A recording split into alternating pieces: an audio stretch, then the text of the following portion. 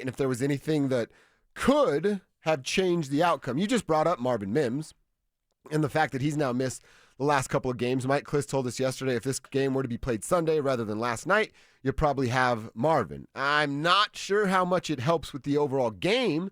I think there's some trust between Sean and Marvin, and you see him get some opportunities, and maybe that helps Bo move around a little bit.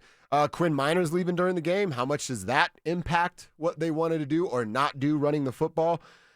I love Quinn Minors, and obviously he's a huge part of what the Broncos do. I have a hard time, Cecil, even trying to convince myself of like, oh, man, if he just were in the game, Sean would have ran the ball that much more. I think I'm mad at Quinn like I'm mad at you. What did I do? Well, Quinn shaved his dreads. Oh, yeah. You cut your hair. I did, I'm yes. like, that's what's Quinn Minor's powers. Like Samson Simpson. Mm-hmm. Like, come on, man. What are you doing? But those dreads, I mean, they smell so bad. Yeah, you know. Really gross, honestly. Yeah.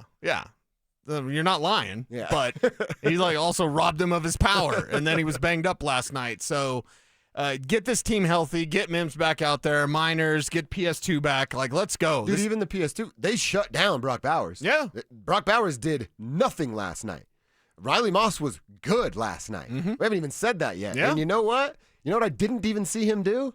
He didn't do it once. I saw him. Oh, he did do it? Yeah. I saw 2 balls fly over his head. Now, it wasn't anything that he did. Right. But he would go back to that, and he didn't do it. And I'm like, look at this Well, guy. the nice thing about Prime Vision when you watch that is you're watching the coach's angle, and they don't really cut to the more of the sideline antics, incomplete stuff. So, yeah, Prime Vision was money, and I'm so glad that I watched it because, I don't know, the regular TV copy might not have shown the wide open receivers that were there all night long for Bo Nix that he wasn't finding.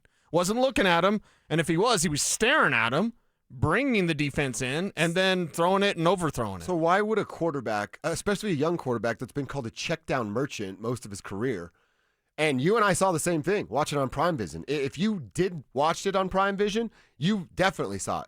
It was always the middle of the field. In between the hash marks, time and time again, I'm seeing somebody release either at that tight end spot, come out of the backfield as your running back. They find the soft spot in the zone. They turn around. They show their numbers to Bo Nix, and Bo Nix recognizes that it's there, but decides not to take what's right in front of you.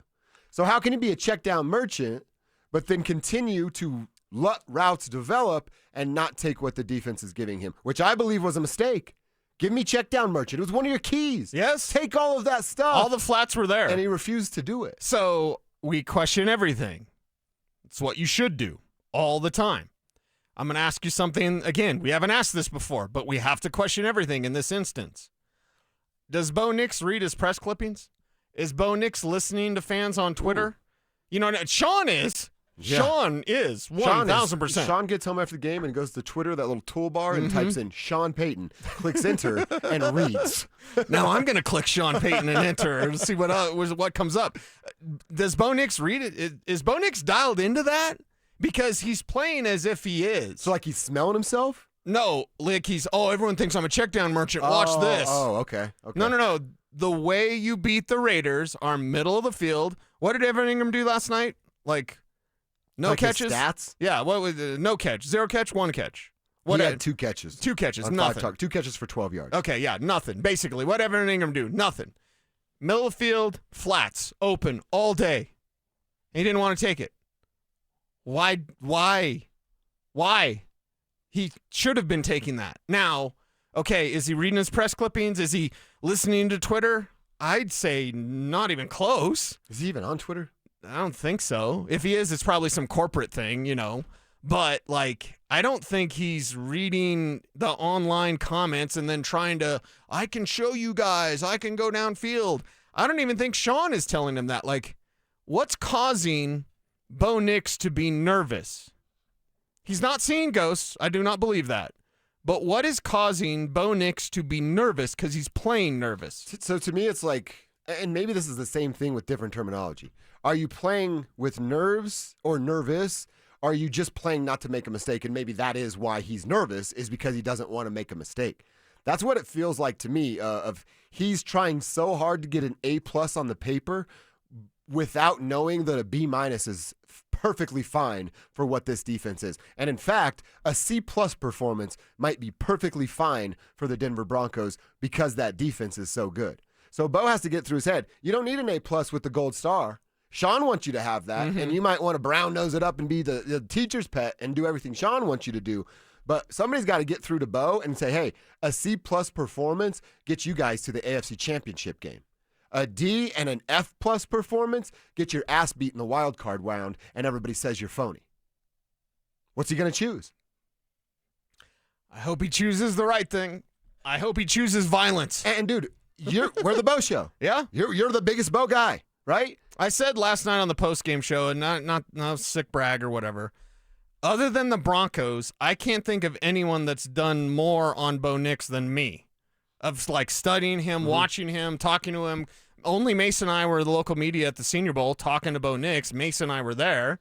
So let me ask you this real quick. I've studied Bo. We get through the end of this season, and I say, let's do this. Give Bo Nix a grade. And the grade's a C. With everything in mind of what this defense is, what J.K. Dobbins is, all the things that they were able to unlock. Would you go, they wasted that draft pick? If his first 2 years in the NFL, his overall grade performance was a C, I wouldn't be down on that. No, because that's about right. Yeah. Year 3 is different. Year 3 better be different. Like year 2, we were expecting a sophomore jump, and we were so wrong. And it's one of those things like when you're wrong, you don't fight it and be like, no, there's technically a jump there. There's been no jump. It's been mostly a slump. I love the fourth quarter antics. I love the fact that he gets unconscious at times, usually in the fourth quarter, but it didn't happen last night. So rather than, dig in your heels, it's time to just be like, what's the problem here? What is the problem? And I feel like it's putting together a puzzle, but as you have the piece in your hand and you go to put it on the board, it changes its shape. Because we thought we knew Bo Nix didn't have bad feet. I go to put it in the puzzle. Oh, God, he's got bad feet. Yeah. What happened from here to here? What happened from last year to this year? What's gone on with Bo Nix that he would be lazy with his mechanics? Because bad footwork is being lazy with your mechanics. And none of this really makes sense. It's fascinating in a way, and it's also incredibly frustrating. Yeah. I'm going to definitely go hike Waterton Canyon. Nice. So you are going to get away. I'm going to go see the baby rams, because there's rams in Waterton Canyon. That's why you can't have dogs in Waterton Canyon. They ever ram each other? Yeah. I'd like to see that. Yeah. Dude, maybe I'll just come out to Waterton for a walk and watch rams You ram can't each bring other. little Brucey because there's no dogs allowed. Yeah, he would tear those guys up anyway. But I'm going to touch some grass and get into nature. I already said on the postgame show, I'm shutting off social networking. I'm not doing any of that. Our boy Zach texts in and says, teeing off at TPC Colorado right now. Nice. Dover, I can 100% tell you, golfing on a Friday after that sketchy